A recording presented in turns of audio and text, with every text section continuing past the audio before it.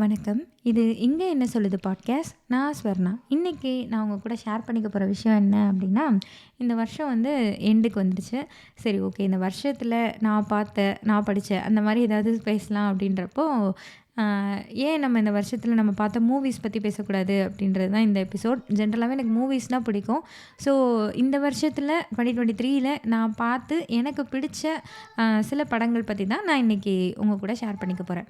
So first படம் என்னன்னா, good night. இந்த படம் வந்து ஒரு ஃபீல் குட் மூவியா இருக்கு. அ என்ன சொல்ல, நம்ம ஜென்ரலாவே ஒரு ஃபேமிலியோட பார்க்குற படம், அந்த ஃபீல் குட் படம் அதெல்லாம் வந்து கொஞ்சம் பழசாயிட்ட மாதிரி இப்ப வர ஆரம்பிச்சுட்டனால, லைக் அந்த மாதிரியான படங்கள்லாம் ஒரு பழைய டெம்ப்ளேட்டு, அது வந்து ஒரு சீரியல் ஃபீல குடுக்குது.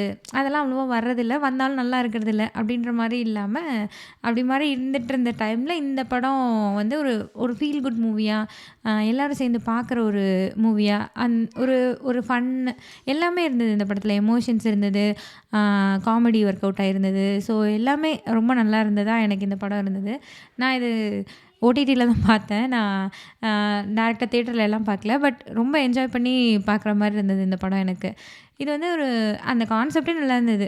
லைக் கொறட்டை விடுறதுனால வர பிரச்சனைன்னு ஒரு சும்மா சாதாரணமா ஆரம்பிச்சு, அது சீன் வைஸ் போனதாகட்டும், ஒவ்வொருத்தவங்களோட எமோஷன்ஸ் ஆகட்டும், ஃபேமிலிஸ்லாம் எப்படி இருக்கு அப்படின்றத காட்டுற விதத்திலே ஆகட்டும், எல்லாத்துலேயுமே இந்த படம் ஒரு பெஸ்ட்டான மூவியா எனக்கு தெரிஞ்சது. லைக் என்ன சொல்றதுன்னா, இந்த ஃபேமிலிஸ் பத்தி காட்டுறதுல எனக்கு ஒண்ணு எது நோட்டிசபிளா தெரிஞ்சது என்னன்னா, ஹீரோவோட அம்மா வந்து அவங்க பொண்ணுக்கு குழந்தை இருக்காது. ஸோ அவங்க பொண்ணுக்கு குழந்தை இல்லன்னோனே எல்லாருமே அந்த பொண்ண ஏதாவது சொல்லிட்டே இருப்பாங்க. மாமியார் வீட்ல வந்து அந்த பையனுக்கு வேற பொண்ணு பார்த்து கல்யாணம் பண்ணி வச்சிடலாமான்லாம் பேசுவாங்க. அந்த பரிகாரம் பண்ணு, இந்த பரிகாரம் பண்ணுன்னு சொல்லுவாங்க. அதெல்லாம் ரொம்ப அந்த பொண்ணுக்கே இதா இருக்கும். ஸோ இவங்க அம்மாவுக்கும் வந்து அது கஷ்டமா இருக்கும். அவங்க அம்மா வந்து அ அந்த பொண்ணு உட்காந்து அழுதுட்டுருக்கும். அந்த அக்கா கேரக்டர் உட்காந்து அழுதுட்டுருக்கும். எதுக்கு அழுறா என்னன்னா, இந்த மாரி வந்தாங்க, இப்படி சொல்றாங்கடா அப்படின்னு சொல்லிட்டு அவங்க அம்மாவும் ரொம்ப ஃபீல் பண்ணி பேசுவாங்க. பட் அதே கேரக்டர் அந்த பையனுக்கு கல்யாணம் ஆனோனே, அந்த மருமகட்டையும் அதையே கேட்கும். "என்னம்மா விசேஷம் எதுவும் இல்லையா?" அப்படி சொல்லி அதே அதே ப்ரெஷர அங்க போட பார்க்கும். லைக் அது வந்து என்ன சொல்ல, தான் பொண்ணுக்கு வரையில அவ்வளோ அத ஃபீல் பண்ணுவாங்க. ஆனா, அத நம்ம இன்னொரு பொண்ணுக்கு கேட்கக்கூடாது. கேட்டா கூட அது சரியா இருக்காதுன்ற மைண்ட் செட் எதுவுமே இருக்காது. ரொம்ப இயல்பா அத எடுத்திருப்பாங்க. ஆக்சுவலி இப்படிதான் எல்லாருமே இருப்பாங்க. லைக் இந்த மாமியார் அந்த இதில நான் சொல்ல வரல. இன் ஜென்ரலாவே நம்மளே அப்படிதானே. நமக்குன்னு வந்தா ஒண்ணு, இன்னொருத்தவங்களுக்குலாம் இன்னொன்னு அப்படின்ற மாதிரி தானே பார்ப்போம். ஸோ, அத வந்து ரொம்ப இயல்பா எஸ்பெஷலி அந்த மாமியார் கேரக்டர் ரொம்ப இயல்பா அத காட்டியிருக்க மாரி இருக்கும். அது தான் பொண்ணுக்கு வரையில ஐயோ! அம்மான்னு அவங்க கத்திட்டு இருப்பாங்க. ஆனா, இன்னொரு பொண்ணு கேட்கல சடனா அத ரொம்ப அசால்ட்டா அத யோசிக்கவே இல்லாம ரொம்ப கேஷுவலா கேட்பாங்க. ஸோ, என்ன இப்ப கேட்டேன் அதனால என்னன்ற மாதிரியான ஒரு மனநிலையோட தான் அவங்க இருக்கிற மாரிலாம் காட்டியிருப்பாங்க. ஸோ, இந்த மாரி சின்ன சின்ன உணர்வுகள் எல்லாம் அந்த படம் காட்டுனது லைக் இது வந்து ஃபேக்ட்டு. அதுவும் இல்லாம நெறைய உணர்வுகள காட்டுனதுலலாம் அந்த படம் ரொம்பவே நல்லா இருந்தது. எஸ்பெஷலி அந்த ஃபன் எலமெண்ட்லாம் நல்லாவே ஒர்க் அவுட் ஆயிருந்த மாரி எனக்கு இருந்தது. அ லைக் அந்த கிளைமேக்ஸ் ஆகட்டும், ஃபர்ஸ்ட் டைம் அந்த பொண்ணும் பையனும் மீட் பண்ணுறதாகட்டும், இப்போ ஃபர்ஸ்ட் டைம் மீட் பண்ணலயே ஒரு செருப்ப தூக்கி அடிப்பாரு அந்த ஹீரோயின் மேல. நான் இப்படி ஒரு சீன் எக்ஸ்பெக்ட் பண்ணவே இல்ல. எப்படி இந்த டைரக்டர் இப்படி யோசிச்சிருப்பாரு அப்படின்ற மாரி ஒரு நாய் மேல செருப்ப தூக்கி அடிக்க வருவாரு. அது அந்த பொண்ணு மேல விழுந்துரும். எடுத்தோனே செருப்பால அடிக்கிற மாரி தான் அதில தான் மீட்டிங்கே நடக்குன்ற மாதிரி அந்த மாரி இருக்கும். ஸோ அதெல்லாம் ரொம்ப நல்லா இருந்தது. அண்ட் அந்த கிளைமேக்ஸுமே சாட்டிஸ்ஃபையிங்கா நல்லா தான் இருந்தது. ஸோ ரொம்ப நாளைக்கு அப்புறம் பார்த்து ஒரு ஃபீல் குட் மூவியா எனக்கு குட் நைட் இருந்தது. அண்ட் டாடா அந்த மூவியுமே வந்து எனக்கு அதே மாரி தான் இருந்தது. லைக் அதுவும் ஒரு ஃபீல் குட் மூவியா இருந்தது. எனக்கு அந்த படம் பார்த்தப்போ என்ன தோணுச்சுன்னா, இதுக்கு முன்னாடி நான் லிஃப்ட் பார்த்துருக்கேன். அது ஒரு பேய் படம். ஸோ நான் அத கொஞ்சம் பாஸ் பண்ணி ஓட்டி விட்டு அப்படிலாம் தான் பார்த்தேன். பட் அந்த படம் வந்து ரொம்ப நல்லா இருந்தது. லைக் கவினோட இதுக்கு முன்னாடி படம். அது வந்து ஓடிடில தான் ரிலீஸே ஆச்சுன்னு நெனைக்கிறேன் கோவிட் டைம்ல. நான் வந்து நெனச்சேன், இந்த படம் இவ்வளோ நல்லா இருக்கே! தியேட்டர்ல வந்திருந்தா இன்னும் நல்லா இருந்திருக்கும்ல. அந்த பேய் படம்ன்ற அந்த அட்மாஸ்பியர் அந்த இதுக்கு எஃபெக்ட்டுக்கெல்லாம் ரொம்ப நல்லா இருந்திருக்குமே! அப்படி சொல்லி நெனச்சேன். அதுக்கப்புறம் இந்த மாரி டாடா அப்படின்னு ஒரு படம் வர்றத பார்க்கையில, நான் அந்த படம் ஆக்சுவலி இன்னுமே அத உருப்படியா நான் பார்க்கல. ஏன்னா எனக்கு இங்க ஓடிடில எதுல வருதுன்னே எனக்கு தெரியலையா, ஸோ பார்க்கல. ஆனா இப்போ அது அந்த யூடியூப்லேயே அந்த பட நிறுவனமே ஃபுல்லாக போட்டுருச்சுன்னு நினைக்கிறேன். ஸோ அந்த ஃபுல் மூவி வந்து ஒரு பார்ட்டாக பார்த்துட்டு அந்த மாதிரி ஃபுல்லாகவும் பார்த்தேன்னு நினைக்கிறேன். ஸோ அந்த மாதிரி பார்த்தப்போ இந்த படம் நல்லா தான் இருந்தது. எனக்கு என்ன தோணுச்சுன்னா, கவின் வந்து ப்ராபப்ளி பிக் பாஸ்லேருந்து வந்து எனக்கு தெரிஞ்சு பிக் பாஸ்லேருந்து இந்த மாதிரி வந்து ஒரு உருப்படியாக படம் பண்ணுற ஒரு ஆளாக ஃபார்ம் ஆகிட்டுருக்காருன்னு நினைக்கிறேன். அது என்னென்னா, அந்த படம் ரொம்ப சூப்பராக இருக்கணும், ஓஹோ ஆஹான்னு இருக்கணும், ஹிட் ஆயிரணும் அப்படின்றது அந்த மாதிரி இல்லாமல், ஒரு தப்பான படத்தை கொடுத்துடக்கூடாது. மொக்கையாக ஏதோ வந்தோம் நடித்தோன்ற மாதிரி மொக்கையாக ஒரு ஓடாத படத்தில், ஒன்றுமே இல்லாத படத்தில் நடிச்சிடக்கூடாதுன்றதில் கொஞ்சம் கான்ஷியஸாக இருக்காரோன்ற மாதிரி தான் எனக்கு இருந்தது. ஏன்னா லிஃப்ட்டுமே அப்படி தான். என்ன சொல்ல, ஒரு ப்ராமிசிங்னு சொல்லுவாங்கல்ல, ஓகே ஒரு 3 ஹார்ஸ் நீங்கள் ஸ்பெண்ட் பண்ணது அட்டர் வேஸ்ட்டுன்ற மாதிரி ஃபீல் ஆகாத மாதிரி ஒரு படமாக தான் லிஃப்ட்டும் இருந்தது. அண்ட் டாடா கண்டிப்பாக நல்லாவே இருந்தது. ஸோ அந்த படமுமே எனக்கு ரொம்ப பிடிச்சிருந்தது. அது ஒரு என்ன சொல்ல, அந்த குழந்தைய வச்சு போகிற ட்ராக் ஆகட்டும், எல்லாமே ஒரு ஒரு நல்ல மிக்சட் எமோஷன்ஸோட இதுவும் ஒரு ஃபீல் குட் மூவியாக இருந்தது. அதுக்கப்புறம் எனக்கு பிடிச்ச படம் அப்படின்னா என்னென்னா, மாவீரன் வந்து எனக்கு ரொம்ப பிடிச்சிருந்தது. இது வந்து என்னென்னா, இதில் நான் சொன்ன எதுவுமே நான் தியேட்டரில் பார்க்கல. ஸோ மாவீரனும் நான் தியேட்டரில் பார்க்கல. ஏன்னா நான் மாவீரன் வந்தப்போ இது வந்து ஒரு மண்டேலா டைரக்டரோட படம் அப்படின்றனால எனக்கு ஒரு எக்ஸ்பெக்டேஷன் இருந்தது. இந்த படம் வந்தால் நம்ம தியேட்டருக்கு போவோம் அப்படிலாம் நான் யோசிச்சு வச்சுருந்தேன். பட் இருந்தாலும் ஓகே ரிவ்யூ பார்த்துட்டு போகலாம் அப்படின்னு எனக்கு ஒரு தாட் இருந்தது. ஒன்ஸ் ரிவ்யூ கேட்குறப்போ நான் ஒரு சில ரிவ்யூஸ்லாம் பார்க்கல, எல்லாமே மிக்சடாக இருந்தது. ஓகே இந்த படம் அந்தளவுக்கு வொர்த்தாக இல்லை போல இருக்குது அப்படின்னு நினச்சி நான் தியேட்டர் போகல. அதுக்கப்புறம் நான் ஓடிடியில் பார்க்கல தான், இந்த படத்தை ஏன்டா நல்லா நல்லா இல்லைன்றீங்க, அது பிரச்சனைன்றீங்க, இது பிரச்சனைன்றீங்க. லைக் நம்ம ஒரு படத்தை வந்து என்னுடைய புரிதல் படி நான் யோசிக்கலை. எப்படி நான் நினப்பேன்னா, ஒரு படம் வந்து எல்லாமே லாஜிக்கலி கரெக்டாக இருக்கணும், லாஜிக்கலி பர்ஃபெக்டாக இருக்கணும் அப்படின்னா அந்த படம் எனக்கு தெரில. எத்தனை படங்கள் அந்த மாதிரி லாஜிக்கலி ரொம்ப கரெக்டாக எடுக்க முடியும்னு எனக்கு தெரில. நீங்கள் அந்த லாஜிக்கையே யோசிக்கவே கூடாது. என்னங்க இது இப்படி எடுத்து வச்சுருக்கீங்க, அப்படி என்னங்கன்ற அந்த ஒரு கொஷின் இருக்குல்ல, ஏன் இது நடக்கலைன்னா, ஃபார் எக்ஸாம்பிளுக்கு நான் சொல்கிறேன். இப்போ லியோ படமே வந்து லியோ வந்து லியோவா பார்த்திபனா அப்படின்றது தான் அந்த கதையே. படம் வந்து எண்டை நோக்கி போக போக என்னங்க இவர் லியோவாக இருந்தால் என்ன, பார்த்திபனாக இருந்தால் என்ன, ஏங்க இப்படி பண்ணுறீங்க அப்படின்ற மாதிரி நமக்கு ஒரு யோசனை வந்துடுது இல்லை. இப்போ லியோவாக இருந்தால் நீ என்ன பண்ண போகிற, பார்த்திபனாக இருந்தால் நீ என்ன பண்ண போகிறேன்னு அந்த வில்லன்களை பார்த்து நம்மளுக்கு கேட்கணும் அப்படின்ற மாதிரி இருக்குல்ல. இப்போ நீ ஒத்துக்கிட்டா தான் என்ன, ஒத்துக்காட்டி என்ன அப்படின்ற மாதிரி ஹீரோவை பார்த்து நம்ம கேட்கணும்னு இருக்கும்ல. அந்தளவுக்கு நமக்கு அந்த தாட்டு நம்ம மைண்டில் வர்றதுக்கு முன்னாடியே படம் முடிஞ்சிடணும். அந்தளவுக்கு வேக வேகமாக ஓடிடணும். ஸோ அவ்வளோதானே தவிர லாஜிக்கலி எல்லாம் கரெக்டாக இருக்கணும், பர்ஃபெக்டாக இருக்கணும், எந்த மிஸ்டேக்ஸும் வந்துடக்கூடாது அப்படின்ற மாதிரிலாம் எனக்கு அப்படிலாம் எனக்கு படம் ஒர்க் அவுட் ஆன மாதிரி எனக்கு தெரில.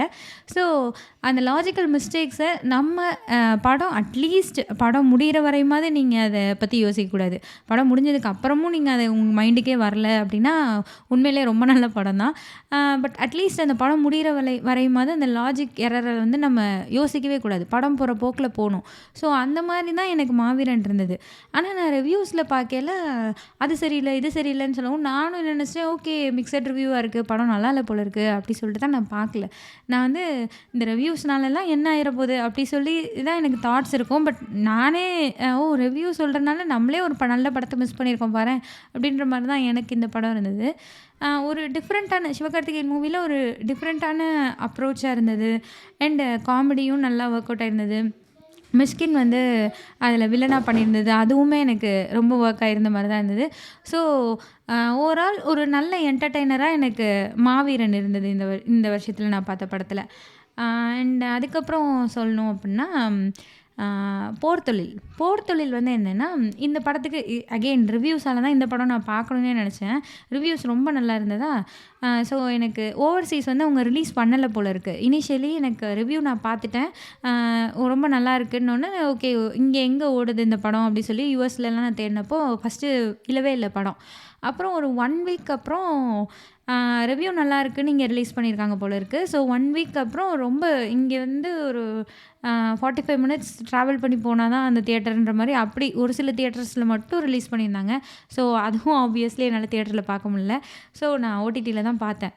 இந்த படம் வந்து என்ன சொல்ல, ஒரு செம்ம கிரிப்பிங்கான ஒரு படமாக இருந்தது. நம்ம த்ரில்லர்னால் நம்மளை பயப்படவும் வைக்கணும், அடுத்து என்னென்னு நமக்கு ஒரு சஸ்பென்ஸும் வைக்கணும், எல்லாத்தையுமே இந்த படம் ரொம்ப கரெக்டாக பண்ண மாதிரி இருந்தது. எனக்கு இது மாதிரி எனக்கு ஐயோ படம் பேர் மறந்துடுச்சு. முண்டாசுப்பட்டி டைரக்டர் எடுத்த படம். ராட்சசன். ராட்சசன் வந்து எனக்கு இந்த மாரி பயங்கரமா ஒர்க் ஆயிருந்தது. லைக் தியேட்டர்ல பார்க்கையில ரொம்ப திகிலா இருந்தது எனக்கெல்லாம் அந்த படம். ஸோ அந்த மாரி தான் எனக்கு போர் தொழிலும் இருந்தது. இன்கேஸ் இது தியேட்டர்ல பார்த்துருந்தோம்னா, உண்மையிலேயே நல்ல ஒரு டெரரான படமா இருந்திருக்கும். அந்த அளவுக்கு நம்மள எங்கேஜிங்கா லாஸ்ட் மினிட் வரையும் கொண்டு போன ஒரு படமா இருந்தது. அண்ட் ரொம்ப என்ன சொல்ல, ஒரு சாங்கு அது இதுன்னு வளவல கொலகொலன்னு இழுக்காம ஒரு நீட்டா இந்த படம் எனக்கு இருந்தது. அதுக்கப்புறம் என்ன படம்னு சொல்லணும்னா, இருக்கப்பற்று. இந்த படம் அவ்வளவா பெருசா ஹிட் ஆகலைன்னு தான் நான் நெனைக்கிறேன். பட் வந்து எனக்கு இருக்கப்பற்று ரொம்ப பிடிச்சிருந்தது. அதாவது என்னென்னா, ஒரு மேக்கிங்கா, ஒரு மூவியா அந்த மாரியெல்லாம் இல்லாம, ஒரு கான்செப்ட்டா எனக்கு இந்த படம் ரொம்பவே பிடிச்சிருந்தது. ஏன் அப்படி சொல்றேன்னா, இப்போது படம் வந்து கொஞ்சம் ஸ்லோவா தான் இருந்தது ஆக்சுவலி. அதுலேயும் பாட்ட போட்டுவிட்டு இன்னும் கொஞ்சம் ஸ்லோவாக்கி விட்டுட்டாங்க. ஸோ பாட்டெல்லாம் ரொம்ப ட்ராகிங்கா இருந்தது இந்த படத்தில. ரொம்ப படத்த நான் என்னங்கடா அப்படின்ற மாரி பாட்டெல்லாம் நான் ஓட்டி விட்டு பார்த்துட்டேன். அகெயின் இதையும் நான் ஓடிடில பார்த்தனால. இன்கேஸ் நம்ம தியேட்டர்ல பார்க்குறோம் அப்படின்னா, ஒரு தியேட்ரிக்கல் எக்ஸ்பீரியன்ஸ்க்கு இந்த பாட்டெல்லாம் கொஞ்சம் ஒரு என்ன சொல்ல, ஒரு வேகத்தடை மாரி தான் இந்த படத்துக்கு இருந்திருக்கும்னு நெனைக்கிறேன். இந்த படம் எனக்கு ஏன் பிடிச்சிருந்தது அப்படின்னா, ஒரு கான்செப்டாவே இந்த படம் எனக்கு நல்லா இருந்தது. கவுன்சிலிங்லாம் போறாங்க இல்லையா? அதெல்லாம் வந்து எதுக்கு சைக்கியாட்ரிஸ்ட்டு, எதுக்கு கவுன்சிலிங் அந்த மாரி இருக்கிற டைம்ல, அத பத்தி நெறைய கொஸ்டின்ஸ் இருக்க டைம்ல, it is good. It can என்ன சொல்ல, it can make your relationship work அப்படின்றத வந்து ஒரு விதத்தில இந்த படம் லைக் இத மட்டுமே அவங்க படமா எடுக்காம, லைக் இத ஒரு ஒரு விதத்தில இதையும் சொல்லியிருந்தது எனக்கு ரொம்பவே பிடிச்சிருந்தது. அண்ட் இன்னொரு விஷயம் என்னென்னா, நம்ம ஜென்ரலா வந்து சொல்லுவோம் இல்லையா? அதாவது இது ஒரு 3 ஸ்டோரி இருக்கும் இந்த படத்தில. அதில ஒன் ஆஃப் த ஸ்டோரியில வந்து ஹஸ்பண்ட் வந்து ஒய்ஃப் குண்டா இருக்கா அப்படின்ற காரணத்துக்காக டிவோர்ஸ் கேட்டிருப்பாரு. ஸோ இது வந்து உண்மையிலேயே ஒரு தப்பான விஷயம் தான். இப்படிலாம் பண்ணக்கூடாது தான். இதெல்லாம் நமக்கு பார்த்தாலே தெரியும். நம்ம என்ன சொல்லுவோம், இந்த மாரி இருக்கிறது இது ஒரு டாக்ஸிக் ரிலேஷன்ஷிப். இந்த பெர்சன் ஒரு டாக்ஸிக் பெர்சன். இப்படி சொல்லிட்டு அவ்வளோதான். நீ எல்லாம் இருக்கவே கூடாது இவங்க கூட. அப்படியே பிரிஞ்சு போயிரணும். இந்த மாரியே தான் நமக்கு இப்போ சொல்லிக் கொடுக்கப்பட்டுட்டே வருது. அதாவது சோஷியல் மீடியா ஆகட்டும், இன்ஃப்ளூயன்சர்ஸ் ஆகட்டும், அப்புறம் ஃபெமினிஸ்ட் பேசுகிறவங்க ஆகட்டும், இதெல்லாம் ஒரு டாக்ஸிசிட்டியோட உச்சம். நீ வந்து இதை விட்டு வெளில வந்துடணும் அப்படின்ற மாதிரியே தானே நம்ம பார்த்துட்டே வரோம். ஸோ அப்படி இருக்கையில் இந்த படம் வந்து எனக்கு எப்படி தெரிஞ்சதுன்னா, அஃப்கோர்ஸ் அது டாக்ஸிக் தான். ஆனால் அதை எப்படி அவங்க ஹேண்டில் பண்ணியிருப்பாங்கன்னா, அந்த விதார்த் வந்து ஒய்ஃப் குண்டா இருக்கான்றதுக்காக டிவோர்ஸ் கேட்டிருப்பாரு. அதனால் நீ பிரிஞ்சு போயிடணும் அப்படின்னும் சொல்லியிருப்பாரு. ஆனால் அவருக்கு என்ன சொல்ல, அதுவே அவரோட ப்ராப்ளமே அது இல்ல. அவருடைய ப்ராப்ளம் வேற. அவர் வந்து அது என்ன, அவருக்கு இருக்க ஸ்ட்ரெஸ் என்ன, என்ன ஏதுன்னு புரியாம, நீ குண்டா இருக்கிறது தான் என் பிரச்சனை அப்படின்ற மாதிரி ஒரு மைண்ட் செட்டில் அவர் வந்துருவாரு. ஸோ ஆக்சுவலி என்னென்னா, நம்ம எல்லாருமே இந்த குண்டா இருக்கிறது, இந்த பிரச்சனையெல்லாம் விட்டுருங்க. உண்மையாகவே ரிலேஷன்ஷிப்பில் இது ரொம்ப நடக்கும். ஒரு ஹஸ்பண்ட் அண்ட் ஒய்ஃப்க்கு இப்போ ஹஸ்பண்ட்க்கு வேறு ஏதோ ஒரு பிரச்சனை இருக்கலாம், அல்லது ஒய்ஃப்க்கு வேறு ஏதோ ஒரு problem. Like problem in the sense ஏதோ ஒரு ஸ்ட்ரெஸ்ஸோ, ஏதோ ஒன்று பிடிக்காமலோ, ஏதோ ஒரு அட்மாஸ்பியர் பிடிக்காமலோ, என்னமோ ஒன்று நடந்திருக்கலாம். ஆனால் அதை வந்து நம்ம யார்கிட்ட காட்டுவோம் அப்படின்னா, ஆப்வியஸ்லி நம்ம பார்ட்னர்கிட்ட தான் காட்டுவோம். ஏன்னா எந்நேரமும் கூடவே இருக்கோம், எந்நேரமும் ஒன்றாவே சுற்றிட்டு இருக்கோம். அப்படின்றப்போ நம்ம வேறு யார்கிட்ட உரிமையாக அதை காட்ட முடியும். பட் அப்படி தான் பண்ணுறோன்றது கூட தெரியாமல் அவங்க மேலே அந்த கோபத்தையும் வெறுப்பையும் மட்டும் காட்ட ஆரம்பிப்போம். ஸோ இது வந்து நம்ம இதை ஒழுங்காக பேசலை, இதை சரி பண்ண நம்ம முயற்சி பண்ணலைன்னா இதான் நடக்கும். நம்ம ஆப்வியஸ்லி இப்போது அந்த ஹஸ்பண்ட்க்கு ஆஃபீஸில் என்ன ஸ்ட்ரெஸ் நடக்குது, என்ன என்விரான்மெண்ட் இருக்குது, அவருக்கு என்ன ஸ்ட்ரெஸ்ன்றதே இந்த பொண்ணுக்கு தெரியாது. இந்த பொண்ணு வீட்டில் குழந்தைய பார்த்துட்டு அது பாட்டுக்கு இருக்கும். அவர் வந்து இந்த பொண்ணையே திட்டிகிட்டே இருப்பார். நீ வந்து ஆர்டர் பண்ணி சாப்பிட்ற, குண்டாயிட்ட, அப்படி இவருக்கு எங்கே என்ன பிரச்சனையோ அதெல்லாம் வந்து இங்கே வந்து வெறுப்பாக காட்டையில், இவளை சொல்லி இப்படி திட்டையில், அப்போது இவருக்கு நம்மளை பிடிக்காமல் போயிடுச்சு அப்படின்ற மாதிரி ஒரு இது உருவாகலை. இவங்க கவுன்சிலிங் போகல, அந்த கவுன்சிலர் தான் சொல்லும், லைக் கவுன்சில் பண்ணுற பொண்ணு தான் சொல்லும், இவருக்கு வந்து இது ப்ராப்ளமே கிடையாது, டிவோர்ஸ் வாங்கிட்டா எல்லாமே அவர் லைஃப்பில் சரியாயிரும்னு அவர் நம்பிட்டுருக்காரு. அதனால நீ அதை கொடுத்துரு, அப்போ தான் அவரோட ரியல் ப்ராப்ளம் என்னென்னு அவருக்கு தெரியுன்ற மாதிரி அவங்க சொல்லுவாங்க. ஸோ இந்த பொண்ணும் டிவோர்ஸ் கொடுத்துரும், அக்ரி பண்ணிடும். அப்புறம் தான் அவர் என்ன ப்ராப்ளம்னு அவருக்கே புரியும். விதார்த்துக்கு பார்க்குறதுக்கே புரியும் அப்படின்ற மாதிரி எடுத்திருப்பாங்க. இதெல்லாம் ஆக்சுவலி இது வந்து ஃபேக்ட். நம்ம வந்து இந்த டாக்ஸிக் ரிலேஷன்ஷிப், டாக்ஸிசிட்டி இப்படிலாம் சொன்னாலுமே இதுதான் உண்மை. சில பேர் வந்து அது ஏன் பண்ணுறோன்னே தெரியாமல் பண்ணுவாங்க. ஸோ அந்த விஷயத்தெல்லாம் இந்த படம் ரொம்பவே அழகாகவே அட்ரஸ் பண்ணியிருந்தாங்க. அண்டு இந்த படம் ஸ்டார்ட் ஆகையில ஒரு 5 நிமிஷம்னு நினைக்கிறேன். நிறைய விஷயம் சொல்லுவாங்க. சும்மா ஒரு ரேண்டமாக ஒரு கப்புல்லாம் வந்து வரப்போ அவங்களுக்குள்ள இஷ்யூஸ் சொல்லல. எப்போ பாரு ஃபோனை பார்த்துட்டே இருக்கா, அவள் என்கிட்ட பேசவே மாட்றா, இந்த மாதிரி நிறைய சொல்லுவாங்க. அதாவது பொண்ணு வந்து அவங்க அம்மா வீட்டு சைட்லனா மட்டும் வேக வேகமாக கிளம்பிடுறா, மாமியார் வீட்டுக்கு இதே எங்கள் அம்மா வீட்டில் ஏதாவது ஒரு ஃபங்க்ஷன்னா சாரி கட்டுறதுக்கே அவ்வளோ நேரம் ஆக்குறா அப்படின்றதெல்லாம் சொல்லுவாங்க. ஸோ இந்த மாதிரி காமனான ப்ராப்ளம்ஸ்லாம் இருக்கும்ல, இதெல்லாம் ஒரு ஃபன்னாக எடுத்தோன்னு வச்சுருப்பாங்க. அதுக்கப்புறம் ஒரு விஷயம் என்ன சொல்லியிருப்பாங்கன்னா, சேர்ந்து டைம் ஸ்பெண்ட் பண்ணுறதே குறைய இருக்குது. நம்ம ஃபோனையே வந்து ஒவ்வொருத்தரோட ஸ்க்ரீன் டைமும் 3 ஹவர்ஸ் 4 ஹவர்ஸ் இருக்குது. ஆனால் நீங்கள் உங்கள் பார்ட்னர் கூட எவ்வளோ நேரம் ஸ்பெண்ட் பண்ணுறீங்க அப்படின்றது வந்து ரொம்பவே கம்மியாக இருக்குன்றத இதில் சொல்லியிருப்பாங்க.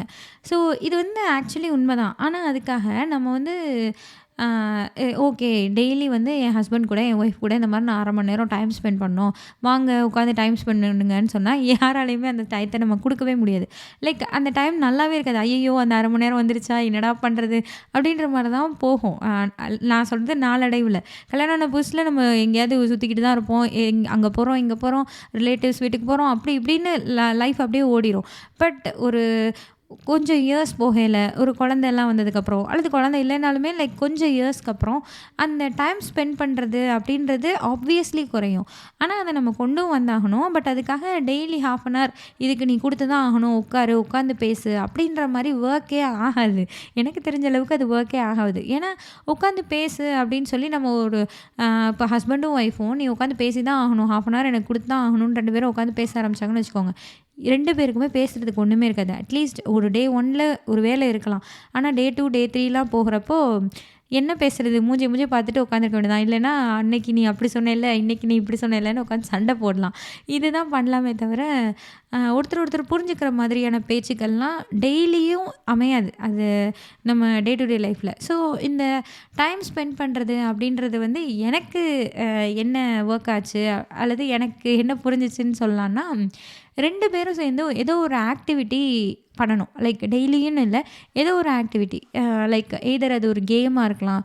2 பேருக்கும் ஏதோ ஷட்டில் விளையாட பிடிக்கும் அப்படின்னா ஒரு வீக்கெண்ட் போய் ஷட்டில் விளையாண்டுட்டு வரலாம். அல்லது 2 பேருக்கும் செஸ் விளையாட பிடிக்குதுன்னா 2 பேரும் உட்காந்து ஒரு ஃப்ரீயாக இருக்கிறப்போ 2 பேரும் செஸ்லாம் விளையாடலாம். இப்போ நானும் என் ஹஸ்பண்டும் 2 பேருக்கும் பேச பிடிக்குதுன்னு உட்காந்து பாட்காஸ்ட் பேசுவோம். அல்லது ஏதோ ஒரு புக்கை பற்றி பேசுகிறோம், அல்லது ஒரு மூவியை பற்றி பேசுகிறோம், அல்லது சேர்ந்து ஒரு மூவி பார்க்குறோம்.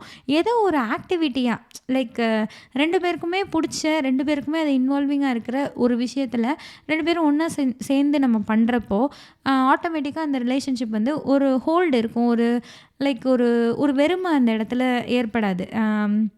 நீ எனக்கு டைமே கொடுக்கலன்ற அந்த பேச்சுக்கள் வந்து குறையும். அந்த கம்ப்ளைண்ட்ஸ் வந்து 2 பேருக்குமே அது மைண்டில் வராமல் இருக்கும். ஸோ இதுதான் நான் எக்ஸ்பீரியன்ஸ் பண்ணது. ஏதோ ஒரு விஷயம் 2 பேருக்குமான ஒரு காமன் ஆக்டிவிட்டி. இது சொல்லையில் வந்து என்ன ஆக்டிவிட்டி பண்ண அப்படின்னு எனக்கே அப்படி தான் இருந்தது. என்னத்தை ஆக்டிவிட்டி பண்ண, 2 பேரும் என்ன பண்ண முடியும், குழந்தை இருக்குது, யார் பாப்பா குழந்தைய, இப்படி தான் எனக்கும் மைண்டில் இருந்தது. ஆனால் ஏதோ ஒரு எங்கேஜிங்காக ஒரு விஷயத்த 2 பேருக்கும் பிடிச்சி ஒரு விஷயத்த சேர்ந்து பண்ணுறோம் அப்படின்னா ஆப்வியஸ்லி அந்த இடத்துல அதை பற்றின கான்வர்சேஷனும் வளரும். இப்போ 2 பேரும் சேர்ந்து ஒரு கேம், ஒரு செஸ்ஸே விளையாடுறாங்கன்னு வச்சுக்கோங்களேன்.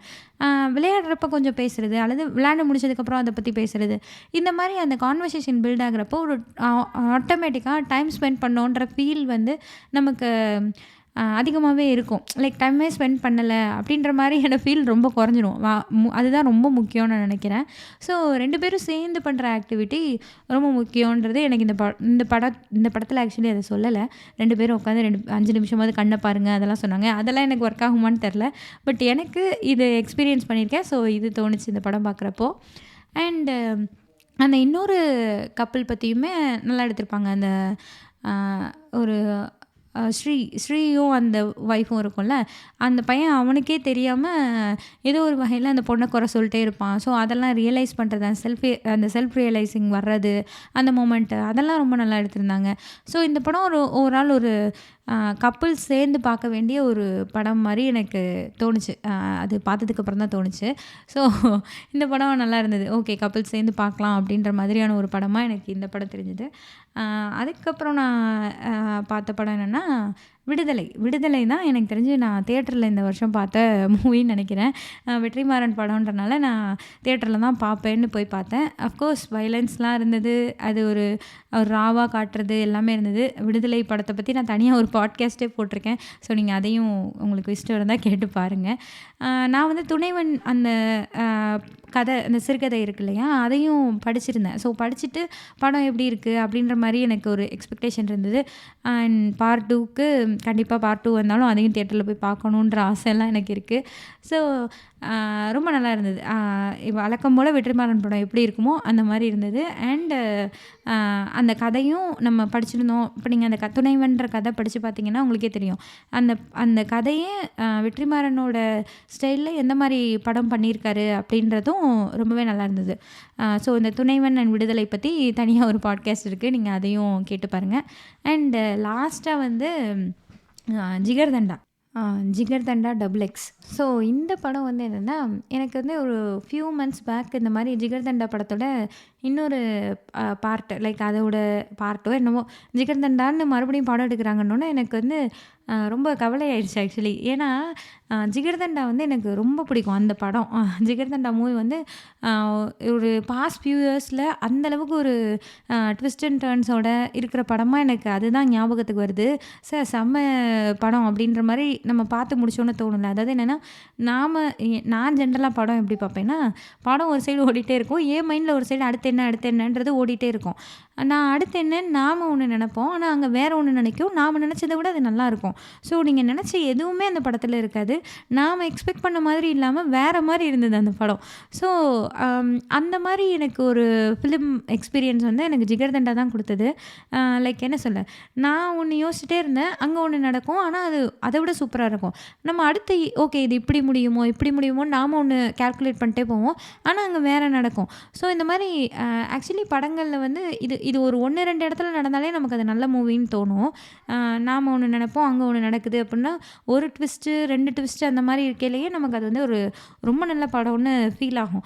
ஆனால் ஜிகர்தண்டா வந்து நம்ம எனக்கு தெரிஞ்ச மெஜாரிட்டி ஆஃப் த பீப்புள் இதான் நடக்கும்னு நம்ம அசியூம் பண்ணி அந்த படத்தில் எதுவுமே பார்க்கவே முடியாது. அது பாட்டுக்கு ஒன்று நடக்கும். ஃபஸ்ட்டு வந்து ஒரு மாதிரி ஒரு ஒரு ஃபன்னாகவும் இருக்கும். பட் ஒரு அதோட ஜேர்னலே வேறு மாதிரி இருக்கும். அசால்ட் சேதுன்றது ஒரு பயங்கரமான ரவுடியாக இருப்பார். சித்தார்த் வந்து அவர்கிட்ட சிக்கணுன்னா, அந்த கார்த்திக் கேரக்டர் அவர்கிட்ட சிக்கணுன்னா அவ்வளோதான் முடிஞ்சு அப்படின்ற மாதிரியான இடத்துல இன்டர்வல் விடுவார். அடுத்து அப்படியே படத்தோட டோனே, அந்த ஜேர்னரே மாறும். ஃபஸ்ட்டு வந்து ஒரு மாதிரி போயிட்டு இருந்தது, ஒரு கொஞ்சம் சீரியஸோடு சேர்ந்து போயிட்டு இருந்த படம் வந்து ஒரு கொலைகாரன் கொன்றுவான் அப்படின்ற லெவலில் இருந்த படம், அடுத்து வந்து அந்த படத்தில் நடிக்கிறதுக்கான ட்ரைனிங்லாம் கொடுக்க ஆரம்பிக்கல, அவ்வளோ ஃபன்னாக போக ஆரம்பிச்சிடும். அண்ட் டுவர்ட்ஸ் த கிளைமேக்ஸ் எப்படி முடிப்பாங்க அந்த படத்தைன்னு யோசிக்கலையும் அதுவும் வேறு லெவலில் இருக்கும். ஸோ அந்த படம் வந்து எனக்கு ரொம்ப பிடிக்குமா. ஸோ அந்த படம் திரும்ப வருது, லைக் அந்த பேர் வருதுன்னொன்னே எனக்கு ஒரு நல்ல படத்தை ஏன் இவர் கெடுக்கிறாரு அப்படின்னமோ நான் டேரக்டர் மாதிரி எனக்கு ஒரு ஃபீலிங். எனக்கே இவ்வளோ அந்த படம் பிடிக்குது, அந்த படத்தோட இன்னொரு பார்ட் வர்றது வந்து ஒரு வேளை சரியாக இருக்காதோன்னு தோன்றப்போ அந்த டேரக்டருக்கு கண்டிப்பாக தோணியிருக்கும் இல்லையா. ஸோ கார்த்திக் சுப்புராஜ் வந்து ரொம்ப நாளைக்கு அப்புறம் கார்த்திக் சுப்புராஜ் படம் அவர் வந்து இப்படி தான் போடுவார், கார்த்திக் சுப்புராஜ் படம் அப்படி சொல்லிட்டு. நான் இதை நோட்டீஸ் பண்ணி பார்த்தது எனக்கு தெரில, ஜிகர்தண்டா அதுலலாம் எனக்கு இருந்ததான் தெரில. பட் பேட்டையோட அந்த ஃபஸ்ட் லுக் இருக்கு இல்லையா, அதில் வந்து கார்த்திக் சுப்புராஜ் படம்னு தான் வந்தது. ஸோ அந்த மாதிரி தான் அதுக்கப்புறத்துலேருந்து போடுறாரு. அதுக்கப்புறமா இல்லை முன்னமான்னு தெரியாது, பட் அதுலேருந்து நான் நோட்டீஸ் பண்ணியிருக்கேன். ஸோ உண்மையாகவே இது வந்து ஒரு கார்த்திக் சுப்புராஜ் படம் அப்படின்ற மாதிரி தான் இருந்தது. ஏன்னா அவருக்குன்னு ஒரு ஃபில்ம் மேக்கிங் ஸ்டைல் இருக்கும் இல்லையா, அது வந்து இந்த படத்தில் ரொம்ப ரொம்ப கரெக்டாக ஒர்க் ஆகிருந்த மாதிரி இருந்தது. அதுவும் அந்த ஜிகர்தண்டான்ற மூவி அந்த படத்துக்கும் லைக் அந்த படத்தோட பேரை இந்த படத்துக்கு வச்சது அதுவும் ரொம்ப டிசர்விங்காக லைக் ஜஸ்டிஃபை பண்ணியிருந்தது. ரொம்பவே அந்த கதை வந்து அந்த டைட்டிலை ஜஸ்டிஃபை பண்ணியிருந்தது, அந்த பேரை கெடுக்கலை அப்படின்றது தான் எனக்கு தோணுச்சு இந்த படம். கார்த்திக் சுப்புராஜ் படம் வந்து இப்போ எப்படி ஒரு சில டேரக்டர்ஸ்க்கான ஹைப்லாம் இருக்குல்ல. லோகேஷ் கனகராஜ் படம்னா ஒரு ஹைப் இருக்குது, நெல்சனோட படம்னா ஒரு ஹைப் இருக்குது. இந்த மாதிரி இருக்கிற மாதிரி ஃபியூ இயர்ஸ் பேக் வந்து கார்த்திக் சுப்புராஜோட படத்துக்கு இதே மாதிரி ஒரு ஹைப் இருந்தது. லைக் அட்லீஸ்ட் நான் வந்து ரொம்ப ஆர்வமாக பார்த்தேன். அதாவது ஜிகர்தண்டா படம் இருக்கு இல்லையா, அதை நான் தியேட்டரில் பார்த்ததுக்கப்புறம் எனக்கு வந்து இவரோட படம் என்ன வந்தாலுமே தியேட்டரில் தான் பார்க்கணும், எப்படி இருக்குன்னு பார்க்கணும் அப்படின்னு ஒரு ரொம்பவே கண்டிப்பாக பார்த்துடணும் அப்படின்ற ஒரு தாட் வந்து எனக்கு ரொம்பவே இருக்கும். இறைவி ஆகட்டும், எல்லாமே நீங்கள் ஒன்று நினைப்பீங்க, அங்கே ஒன்று நடக்கும். ஸோ பேட்டையில் மட்டும் அந்த சஸ்பென்ஸ் கொஞ்சம் நம்மளால் கெஸ் பண்ணுற மாதிரி எனக்கு இருந்தது. விஜய் சேதுபதி பையன்னுவாங்க, அப்புறம் விஜய் சேதுபதி பையன் இல்லை, அதெல்லாம் நம்ம ஈஸியாக கண்டுபிடிச்சிடலாம். பேட்டையில் மேபி ஒரு மாஸ் ஹீரோ வச்சு எடுத்தனால அந்தளவுக்கு அது ஈஸியாக நம்ம எக்ஸ்பெக்ட் பண்ணது நடந்துருச்சோ என்னவோ அது தெரில. மற்றபடி எல்லா படத்துலையுமே நம்ம ஒன்று நினைப்போம், அங்கே ஒன்று நடக்கும். அந்த மாதிரி தான் இருக்கும். இறைவி கூட ஈவன் இறைவிலாம் வந்து எனக்கு என்னென்னா ஒரு ஒரு ரைட்டிங்காக அது ரொம்ப நல்ல படமாக எனக்கு எப்பயுமே ஃபீல் ஆகிருக்கு. அதாவது அந்த அஞ்சலியோட கேரக்டர் வந்து சொல்லும் இறைவி படத்தில், எனக்கு வந்து கல்யாணம் ஆயிடுச்சு, ஒரு குழந்தையும் இருக்குது, ஆனால் இதுவரையும் என்னை யாரும் காதலிச்சதில்லைன்னு அந்த அஞ்சலி கேரக்டர் சொல்கிற அந்த டைலாக். பாபி சிம்ஹா வந்து போய் ப்ரப்போஸ் பண்ணுவார், கல்யாணம் ஆன பொண்ணுன்னு தெரிஞ்சும் போய் ப்ரப்போஸ் பண்ணுவார். அப்போ அந்த பொண்ணு இந்த டைலாக் சொல்லும், எனக்கு இதுவரை கல்யாணமும் ஆயிருக்கு, ஒரு தடவை குழந்தையும் பிறந்துருச்சு, ஆனால் இதுவரை என்னை யாரும் காதலிச்சதில்லைன்னு சொல்லும். ஸோ இது வந்து எனக்கு ஒரு ஹார்ட் ஹிட்டிங் டைலாக்னு சொல்லுவாங்கள்ல, இந்த டைலாக் வந்து எனக்கு மறந்ததே கிடையாது இதுவரை, அந்த படம் பார்த்ததுலேருந்து இப்போ வரையும். ஸோ இந்த மாதிரி தான் இருக்குது. லைக் ஒரு ரிலேஷன்ஷிப்ஸ் வந்து இந்த மாதிரியும் இருக்குது அப்படின்றது வந்து ரொம்ப அழகாக அந்த டயலாக், அந்த ஒரு டயலாக் போதும் அப்படின்ற மாதிரி எழுதியிருப்பார். ஸோ அந்த படத்தோட ரைட்டிங் ஆகட்டும், எல்லாத்துலேயுமே ஒரு கான்செப்ட் வைஸாக ஒரு ரைட்டிங்காக ரொம்பவே நல்லாயிருக்கும். கார்த்திக் சுப்புராஜோட படம் அது வந்து கொஞ்சம் ரீசெண்ட் டேஸில் ரொம்பவே மிஸ் ஆகிட்ட மாதிரி தான் இந்த ஜெகமே தந்திரம்லாம் பார்த்ததுக்கப்புறம் என்ன இவர் இப்படி எடுத்துட்டாரு அப்படின்ற மாதிரி தான் எனக்கு ஃபீல் ஆச்சு. பட் இது ஒரு கம்பேக் மூவி மாதிரி எனக்கு ஃபீல் ஆச்சு. ஜிகர்தண்டா XX வந்து அதுவும் நான் லாரன்ஸ் வச்சுலாம் இவரை வச்சு என்ன பண்ணுவார், அவர் பேய் படத்தில் நடிப்பார், இவரை ஏன் ஜிகர்தண்டாக்குள்ளே கூப்பிட்டு வந்தாருன்ற மாதிரி தான் எனக்கு ஃபஸ்ட்டு தோணுச்சு. ஈவன் எனக்கு மூவி பார்க்கலையுமே, நான் இந்த படம் நெட்ஃப்ளிக்ஸில் தான் பார்த்தேன். ஸோ இந்த மூவி பார்க்கலையுமே ஃபஸ்ட்டு ஒரு 20 minutes வரைக்குமே எனக்கு என்ன படம் அப்படின்ற மாதிரி தான் இருந்தது. பட் ஒன்ஸ் அந்த மூவி ஒரு 20 minutesக்கு அப்புறம் உள்ளே போனதுக்கப்புறம் அதே தான், அந்த என்ன நடக்கும் அப்படின்றதே நான் ஒன்று நினைக்கிறேன், அங்கே ஒன்று நடக்குதுன்றது இந்த படத்தில் ரொம்பவே ஜிகர்தண்டா ஃபஸ்ட்டு பார்ட்டில் இருந்த மாதிரி, லைக் அந்த மூவியில் இருந்த மாதிரியே இங்கேயும் எனக்கு நிறைய இடத்துல தோணுச்சு. ஒன்ஸ் என்னாச்சுன்னா ஒரு தெரில, எனக்கு அது இன்டர்வலாக என்னன்னு எனக்கு தெரில. நோ இன்டர்வல் இல்லை, அதுக்கப்புறம் வந்து எஸ்ஜே சூர்யா வந்து லாரன்ஸை வந்து கொன்றுவார். லைக் ஒரு இடத்துல லாரன்ஸ் இறந்துட்டாருன்ற மாதிரி ஆகும். நான் அப்படியே விட்டுட்டு வரப்போ நான் நினச்சேன், அது எப்படி சாவார் லாரன்ஸ், எப்படி சாப்பிட்ற ஹீரோ எந்த படத்தில் செத்துருக்காரு, அதெல்லாம் போய் இவரே கூட்டிகிட்டு வந்துடுவார் அப்படின்னா அது நடந்துச்சு.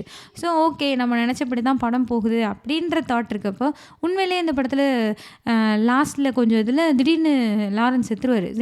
என்ன இப்படி எடுத்துட்டாங்க அப்படின்ற மாதிரி தான் எனக்கு இருந்தது. ஸோ அந்த நீங்கள் என்ன நினைக்கிறீங்களோ அதை வந்து அந்த படம் இல்லாமல் வேறையா ஒன்று இருக்கிறது வந்து எனக்கு ரொம்பவே ஜிகர்தண்டா XXலையும் அந்த பேரை ஜஸ்டிஃபை பண்ணிட்டாரு அப்படின்ற மாதிரி தான் எனக்கு ஃபீல் ஆச்சு. பட் ஸ்டில் எனக்கு ஜிகர்தண்டா மூவி தான் ரொம்ப பிடிச்சிருந்தது. ஏன்னா அந்த ட்விஸ்ட் அண்ட் டர்ன்ஸ் வந்து அந்த சர்க்கிள்குள்ளேயே இருக்கும். ஜிகர்தண்டா மூவி பொறுத்தவரையும் அந்த கதைக்குள்ளேயே தான் அந்த ட்விஸ்ட் அண்ட் டர்ன்ஸ் நடந்துகிட்டே இருக்கும். பட் இங்கே வந்து அடுத்தடுத்த லெவலில் அது கதையவே வேறு இடத்துக்கு கூட்டிகிட்டு போகிற மாதிரி எனக்கு சிஎம் வராங்க, அது யானை வருது, அப்படி இப்படின்னு கொஞ்சம் கூட்டு போனாலுமே நாம் நினச்சது நிறைய இடத்துல நடக்கவே இல்லை. நான் மெயினாக நான் எதிர்பார்த்தது என்னென்னா, அந்த நீங்கள் படம் பார்த்தீங்கன்னா உங்களுக்கு தெரிஞ்சிருக்கும், லாரன்ஸோட கேரக்டரும் எஸ்ஜே சூர்யாவோட கேரக்டர், லைக் எஸ்ஜே சூர்யா வந்து லாரன்ஸை கொல்றதுக்காக வந்திருப்பார். ஆனால் வந்து உன்னை வச்சு படம் எடுக்கிறேன்னு போய் சொல்லி நடித்து அவர் கூடயே இருப்பார். இது வந்து ஒரு கட்டத்தில் லாரன்ஸுக்கு தெரிய வரும். அப்போது லாரன்ஸும் எஸ்ஜே சூர்யாவும் என்ன பண்ணுறாங்க, இது வந்து ஏதாவது ஒரு இடத்துலையாவது நடக்கும்னு நான் கடைசி வரை எக்ஸ்பெக்ட் பண்ணேன். பட் லாரன்ஸ் செத்தே போயிடுவார், அவருக்கு தெரியவே தெரியாது இந்த மாதிரி எஸ்ஜே சூர்யா வந்து கொல்ல தான் வந்திருக்கான் அப்படின்றது தெரியவே தெரியாது. இது வந்து லைக் நம்ம நார்மலாக இந்த மூவி போகிற போக்கில் நம்ம இதை ரொம்பவே எதிர்பார்த்துருப்போம். இந்த இது வந்து இந்த சீன் ஒன்று கண்டிப்பாக இருக்கணும். இன்னொரு சீன் கூட வச்சுருப்பார், ஒரு போலீஸ்கிட்ட வந்து லாரன்ஸ்க்கு வந்து படிக்க தெரியாது. எஸ்ஜே சூர்யா வந்து போலீஸ்கிட்ட என்ன எழுதி கொடுத்துருப்பாருன்னா, இவன் வந்து செத்துருவான் கண்டிப்பாக இந்த பிளானில் அப்படின்ற மாதிரி எழுதி கொடுத்துருப்பாரு. ஸோ இந்த எழுதி கொடுத்தது இந்த போலீஸே வாசித்து இவங்க 2 பேரையும் சண்டை போட வைக்க போகிறாரு அப்படின்ற மாதிரிலாம் நான் நினச்சேன். கண்டிப்பாக அப்படி ஒரு சீன் வரப்போகுதுன்னு. இது எதுவுமே அந்த படத்தில் வரல. வேறு சீனை நோக்கி போயிட்டே இருந்தது. அண்ட் ஒரு க்ளீஷேவாக இருந்திருக்கும்ல, இதெல்லாம் மேபி நடந்திருந்தால் ஒரு க்ளீஷேவாக இருந்திருக்குமோ என்னவோ எனக்கு தெரில. பட் அந்த மாதிரி எதுவுமே இல்லை. ஸோ இந்த படம் வந்து எனக்கு உண்மையாகவே ரொம்ப பிடிச்சிருந்தது. கண்டிப்பாக இது ஒரு தியேட்டர் எக்ஸ்பீரியன்ஸாக இருந்தால் இன்னுமே நல்லா இருந்திருக்கும்னு எனக்கு தோண வச்ச ஒன் ஆஃப் தி படம் இந்த வருஷத்தில் பார்த்ததில். ஸோ இதெல்லாம் தான் நான் பார்த்த மூவி. இதை தாண்டி நான் சில மூவிஸ்லாம் பார்த்தேன். பட் இதெல்லாம் வந்து எனக்கு மென்ஷன் பண்ணி சொல்லணும்னு தோணுச்சு. அண்ட் மேபி இதை விட நல்ல மூவிஸ் கூட உங்களுக்கு நீங்கள் பார்த்துருக்கலாம், நான் பார்க்காம மிஸ் பண்ணியிருக்கலாம். அண்ட் உங்களுக்கு இந்த வருஷத்தில் எந்த படம்லாம் ரொம்ப பிடிச்சிருந்தது அப்படின்றத எனக்கு கமெண்ட் பண்ணுங்கள். அண்ட் இன்ஸ்டாகிராம்லேயும் டிஎம் பண்ணுங்கள். ஸோ இதுக்கு முன்னே இந்த பாட்காஸ்ட் முடியறதுக்கு முன்னாடி நான் ரொம்ப ரொம்ப ரொம்ப எக்ஸ்பெக்ட் பண்ண மூவி வந்து லியோ. இந்த வருஷத்தில் நான் இதை தேட்டரில் தான் பார்ப்பேன்னு லைக் அந்த டைமில் வந்து நான் இந்தியா ட்ராவல் பண்ணுற மாதிரி இருந்தது. நான் இந்தியாவில் போய் தேட்டரில் தான் பார்ப்பேன்னு அடம்பிடிச்சிட்டு இருந்த மூவி இது. பட் சுச்சுவேஷன் என்னால் அங்கே பார்க்கவே முடியல. நான் ரிட்டர்ன் வரப்போ இங்கே அந்த மூவி இல்லை, தேட்டர்லேயே ஓடலை, தூக்கிட்டான். ஸோ நான் இதை ஓடிடியில் தான் பார்த்தேன். ஃபர்ஸ்ட் ஹாஃப் வரைக்கும் எனக்கு நல்லாவே ஒர்க் ஆச்சு தான், சூப்பராக இருந்தது தான். அதுவும் லைக் அந்த ஹயானாவோட விஜய எனக்கு அப்படி தான் அண்டர்ஸ்டாண்ட் ஆச்சு. அந்த ஹயானா மாதிரி தான் அவர் ஒரு போலீஸ் அடிக்கிற இடத்துலலாம் அந்த ஃபேஸ் ரியாக்ஷன் கூட அந்த மாதிரியே இருக்கும் விஜய்க்கு. ஸோ இதெல்லாம் வந்து பயங்கரமாக எனக்கு சூப்பராக இருக்கே, என்ன இந்த படத்தை போய் நான் மிக்சட் ரிவ்யூலாம் கொடுத்துருக்காங்க அப்படின்ற மாதிரி தான் எனக்கு இன்டர்வல் வரையும் போச்சு. அண்ட் தென் அந்தளவுக்கு இல்லைன்ற மாதிரி இருந்தது. ஆஃப்டர் செகண்ட் ஹாஃப் வந்து நாட் தேட் குட்ன்ற மாதிரி இருந்தது. ஸோ அதனால் நான் அந்த படத்தை பற்றி இதில் பேசலை. ஸோ இதெல்லாம் தான் எனக்கு இந்த வருஷத்தில் ரொம்ப பிடிச்சிருந்த மூவிஸ். ஸோ உங்களுக்கு பிடிச்ச மூவிஸையும் எனக்கு கமெண்ட் பண்ணுங்கள். இந்த எபிசோடு உங்களுக்கு பிடிச்சிருந்தது அப்படின்னா இதை உங்கள் ஃப்ரெண்ட்ஸ்க்கும் ஷேர் பண்ணுங்கள். இங்கே என்ன சொல்லுது பாட்காஸ்ட்டை ஃபாலோ பண்ணுங்கள் அண்ட் ரேட்டிங் கொடுங்க. நன்றி, வணக்கம்.